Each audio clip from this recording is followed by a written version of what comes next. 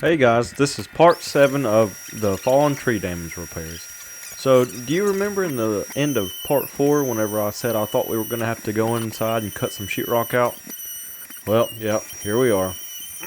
So, let's get the sheetrock cut out here and take a look at the damage to the framing. And by the way, this is a really good trick to keep all the dust down. While you're cutting, just have someone follow behind you with the vacuum cleaner to suck up all the dust. Make sure that your filter's clean and your bag's empty, and it works even better. One other thing we like to try to do to keep down on the dust is we have a HEPA filter that we always run anytime that we're doing demo work. Whether it's on high or low, we always just try to keep it in the room running, and it helps a lot with keeping the dust down. Alright guys, we've got the sheetrock off on the inside here. So surprisingly, the damage doesn't go back much farther past here.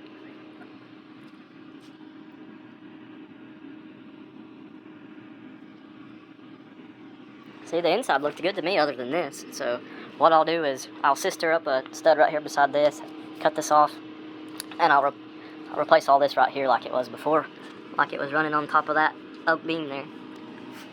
We'll have to take that out, cut these nails off, and set it back in here like it was before. But one thing I'm going to do that they didn't run a 2x4 straight up and down with the bottom of the beam here, or underneath it right here. So I'm gonna put 2 studs right there after I frame it back.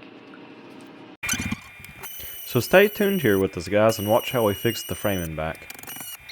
If y'all have any questions or comments or anything, please feel free to leave them below. Sometimes on these type of jobs you never know what you're going to run into.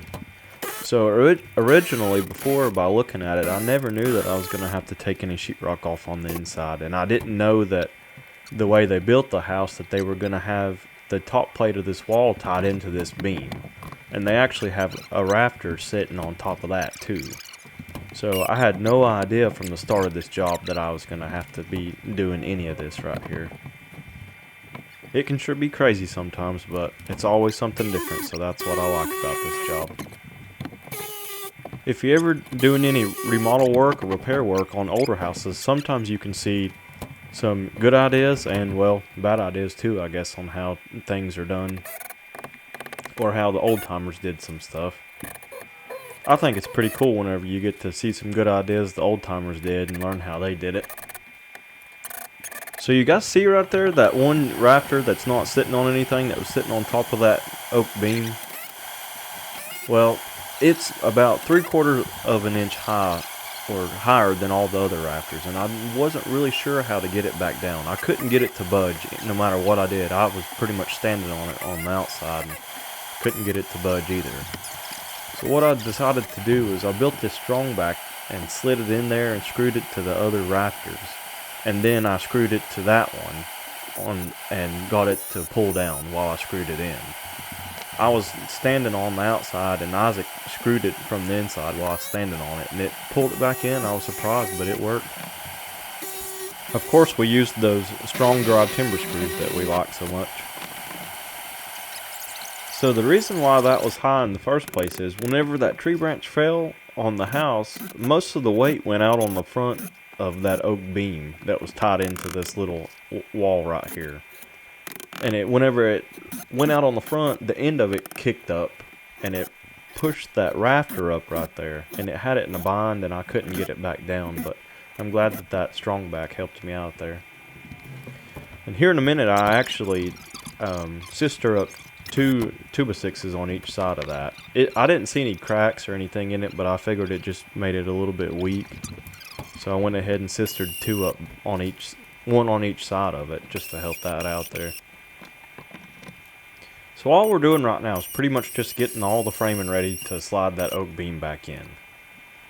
So I've got to set one 2x4 in that's going to go right on top of that oak beam. And then I've got to put some 2x4s underneath it to hold it, kind of like just sliding it in a little cradle there or something. And again, if y'all have any questions about any part of this video, please feel free to let me know. Alright, so where's my insulation levers? How many of y'all like that old insulation? I didn't figure I'd get many people on that one. Yeah, that old insulation sucks. My helper Isaac's not very kind to it either.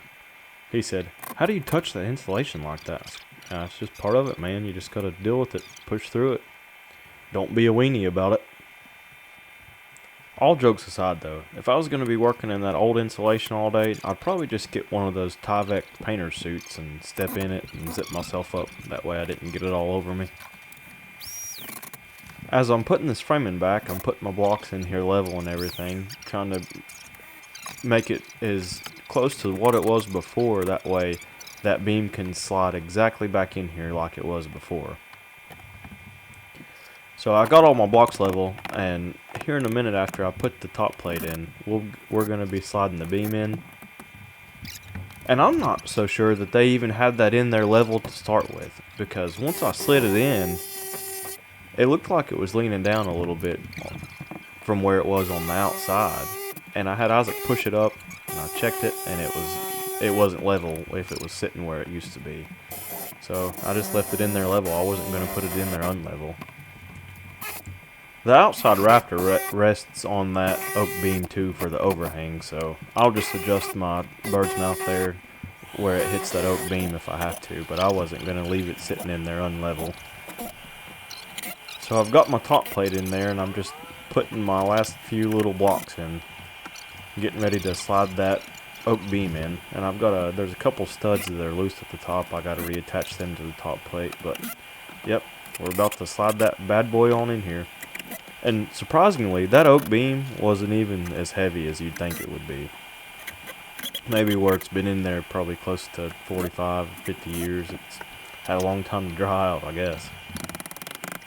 So after we get that oak beam slid back in here, I'm going to use some more of those strong drive timber screws and just go through all the framing and attach it in there, you know, the best I can in every which way I can. So you can kind of see it looks like it's sitting unlevel from the gap at the top, but that thing's level, I promise. Alright guys, so you can see the framing's all fixed back now. Yep.